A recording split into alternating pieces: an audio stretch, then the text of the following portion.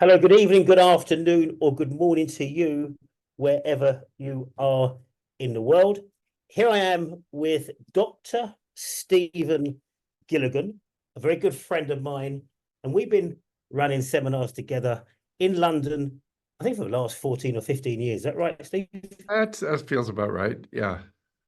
But we had a break, yeah, because everyone out there may have heard of that thing called COVID. Treated Stephen to London at the NLP Academy, now the London Hypnosis Academy, especially for our hypnosis workshops, since 2019. So it's been a while since Steve's been here with us live in person. So it's a great pleasure, Steve, to welcome you back on the 11th to 14th of October to run your new workshop, The Positive Power of the Creative Mind. Now, I'm really excited about this, Steve, just purely from a self-learning purpose or a self-discovery purpose or perspective, because this includes some new stuff that you've been working on, which we've kind of built on in the last 4 years. But if you could just share with me and the listeners out there, what is the creative mind and what is this seminar, the positive power of creative mind? 11th to 14th of October, everybody, in central London at the new Connaught Rooms in Covent Garden. So I've spoken enough. Let's hand over to Steve. Welcome, Steve, and thank you for joining me here today. Hi, Michael. So, yeah, I think for most of us, the last 5 years have been rather cataclysmic in multiple ways, such that there's a growing consensus that all of these different crises are not different crises, they're one meta-crisis. And the meta-crisis is how human beings are organizing their brain-mind embodiment to engage with the world. And we have, human beings dominate the planet. We're Johnny-come-latelys, but we are clearly, and all scientists agree, we're in what's called the Anthropocene era, which is that what we humans do has the most influence on the planet. Nobody's even close. Beavers are in the second place. I didn't know that. So what is it that gives human beings this creative power? And I think it has, if we look just from a brain-mind-body point of view, we've got two very different brain minds that when they are working together, it gives us self-awareness. It allows us to step out of time and space. It allows us to imagine a future that doesn't exist and then be able to break things apart in different ways so that we can construct multiple pathways to try to get to our dreamland. That's a lot, in a minute or so, but that's what we humans do. Back to us humans and our power and how we're using it. If we define power as the capacity to realize an outcome, that's like we have a value, we have a goal, and then we're able to make it to realize it. I think that is a good practical definition of power. And then I think it's probably really helpful to see that there is what might be called negative power, in which we're destroying so much in order to try to achieve our goal, or positive power, where everything has more sustainability and every part of the system more or less is benefiting from that creative positive power. Because this ability that we humans have to have self-awareness, to step out of time and space, to imagine something that's never existed before, to then be able to sequence these ways to try to realize it, it can be done in a very, what we might call ego-isolated role, which is the traditional Western view. My teacher, Gregory Bateson, who's the guy that got us, Bandler and Grinder and the rest of us to see Milton Erickson, used to say that the greatest epistemological error of Western thinking was the idea that one part of the system could and should control the whole of the system. Yeah. And that's ego power in a nutshell. So my identity is me, mine, and you are other, you're not part of me. And so I have to manipulate you or exploit you or run over you, or I'm indifferent to you in order to achieve my sort of best world. We've been doing that for centuries, and we're at the Yeah. end game, I think. So to me, the last 5 years, you see all the feedback coming in. We've got climate change, which the Yeah. news keeps getting worse. Yeah. Uh, these cultural battles, these sort of wars, the 1%, less than 1% of the population owning most of the wealth of the world. It's not sustainable. Yeah. It's not And it sustainable. has gone to more extreme in the last, we'll say, 5 or 10 years. And I think particularly I hear this in younger people. So in their early 30s, I've got children in their early 30s. There's more demands on younger people in their work life now. So ever since COVID than ever before. There's a lot of pressure on young people, in their early 30s, to get a career, particularly for women. Sorry, carry on now. So anyway, so So, we have this power now. We're clearly in human beings are really have the biggest effect on everything. And the question is, are we using that in a positive or yeah, negative way? And we're coming to a point where the negative use of power has brought things to the brink of extinction. But what it's entirely possible, which is what the yeah, workshop wants to address, to shift to a positive form of power where the whole system is enriched by it. And so that's really want to focus on is what does that mean in terms of the framework, and what does it mean in terms of the specific methods working with people to transform problems into great positive futures. excellent. So when you talk about a creative mind, Steve, how would that sort of augment your previous work in generative self, Yeah. and hypnosis and trance to access, the deeper part of the mind? How would you say the creative mind as a metaphor, complements, augments, is different to your work in the generative self and then previously self relations? Well, most models of consciousness have implicitly and exclusively focused on human consciousness. Yeah. And so, but when we read, Gregory Bateson, again, one of my great teachers, one of his last books was called Mind and Nature, A Necessary Unity.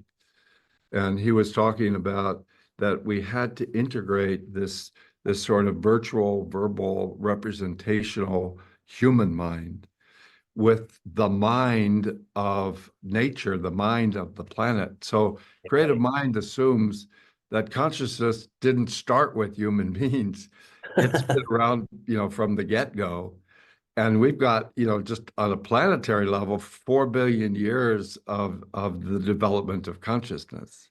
We Yeah. think from a human point of view, oh, what do forests have to teach me? Well, that's a question. The Quite a point is lot. that our full sense of self is embedded and interconnected with all parts of planetary consciousness. And when we are using that as our base, we become much more sustainably generative and much more compassionate and positive in how we operate in the world. Excellent. Excellent. So you're saying now the creative mind in this analogy, transcends the human mind. We're talking about the sort of the creativeness of nature and the planet itself. Yeah. Yeah, and Excellent. like art and the dream world, or I've got, as you know, when I was younger, I had all these old sage teachers like Erickson and Bateson and Satir. Now that I'm older, all my teachers are young. So my 2-year-old granddaughter is a great example. The 2-year-olds don't have the maturity or the social know-how. So you could say, well, is a 2-year-old creative? And it really depends on your definition of creativity. But they have this pureness of consciousness that I think is much more closer to nature Yeah, consciousness definitely. than constructed human consciousness. So it's just trying to get those things interconnected again. Yeah, I get it, because they haven't been filtered. They haven't been subject to the filters, That's right. you know, They're as not we go on. dissociated. They Yeah. can't dissociate like we grown-ups. Yeah. So would you say now part of this is getting back to living a more associated life as well? Associate to yourself and associate to those around you, you know, and also nature, you know, and around you. Yeah, so like the first step in the work is usually what we call open a coach field. Coach means like a centered, open, awareness flow, connected to resources, curious and open. That's the acronym. So to do that, we say, okay, let's move from the verbal ego mind. What do I do? What do I do? What do I do? Relax it down through the body and then open up, for example, through just remembering, when have you felt totally at peace and in harmony with yourself and with the world? People say when I'm in nature, people say when I'm with community. Open that space up as your working space. Definitely. And that would be an example of creative mind.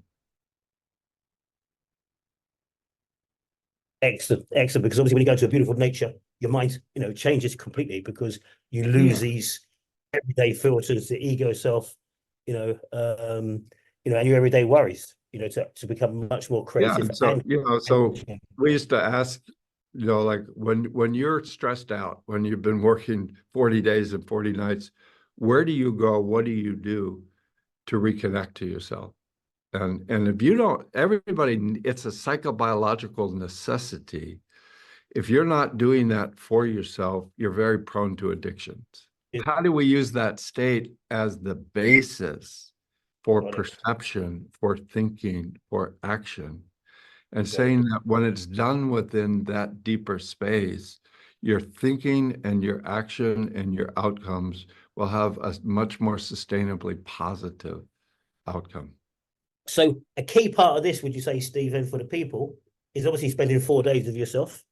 They get an opportunity to be demos, um, and then, but obviously returning to their center, you know, to get into that creative state, so that when they go back to their lives, not only can they work with others on this, but they become much more authentic, having stripped away sort of the ego part of it to get into that creative, the power of the creative mind.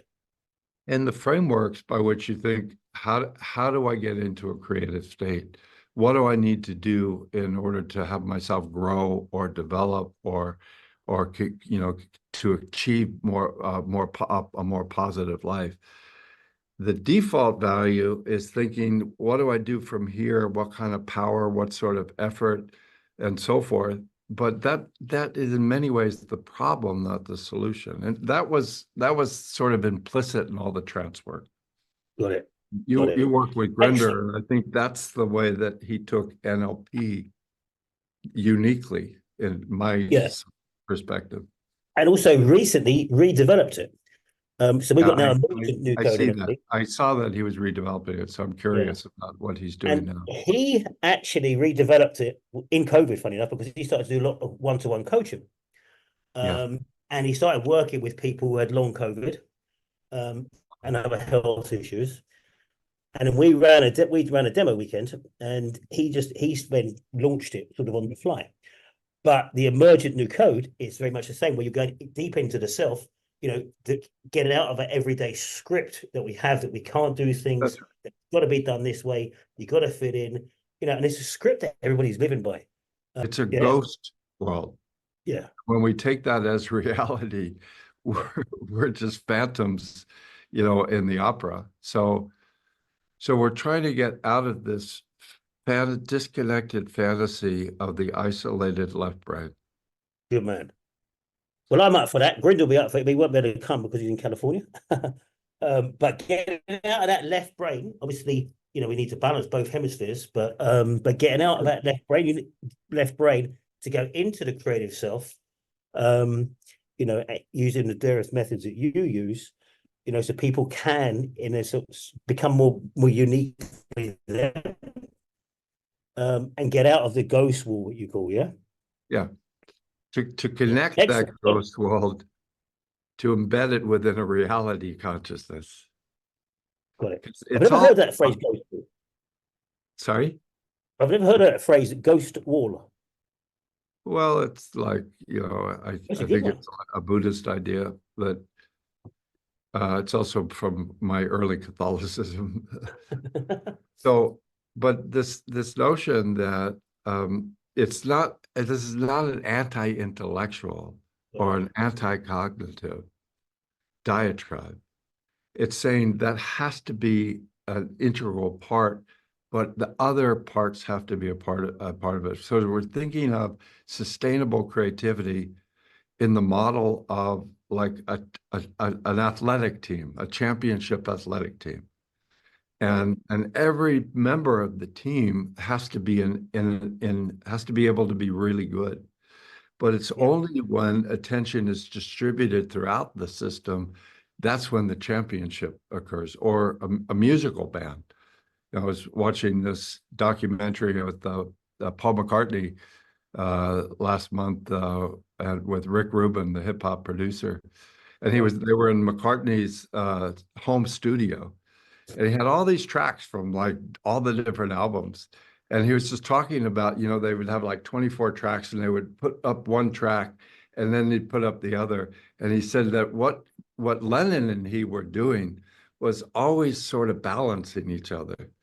So that song off of Sgt. Pepper's, it's getting better all the time.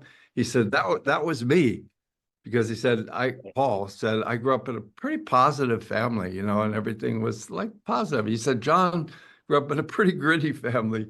So his balancing line in that was, it couldn't get much worse. And when you play those, that's where you have sustainable creativity. Got it. And again, So that balance. This brain, that's creative mind. Amazing. Well, thank you very much, Steve, for joining us today. I know you're busy today. Well, it's your day off. It's a Sunday. So thank you for joining me here. Just going to give the dates to the people, 11th to the 14th of October. The Positive Power of the Creative Mind, live in central London, the new Connaught Rooms in Covent Garden. We also have an online option, which is a bit different. So if you want to take it online, give us a call and I'll explain to you the online option. It is now, Steve, I think 1:30 for you. They're 12:30. Gotta go. I got another appointment on my day off. Oh, you got another appointment. I thought you was going out for a nice lunch. You're in the right country for it. Yeah.